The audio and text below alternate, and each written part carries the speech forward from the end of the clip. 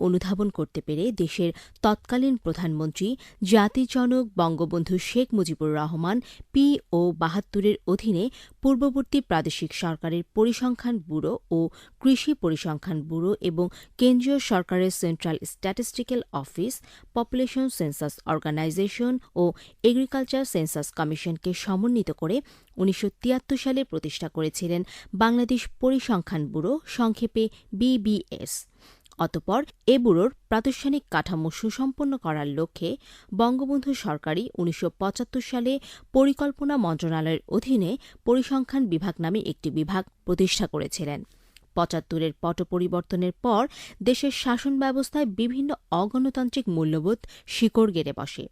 এরই ধারাবাহিকতায় বিগত জামাত জোট সরকারের আমলে ২০০২ সালে পরিসংখ্যান বিভাগকে বিলুপ্ত করে পরিকল্পনা মন্ত্রণালয়ের একটি উইংয়ে রূপান্তর করা হয়।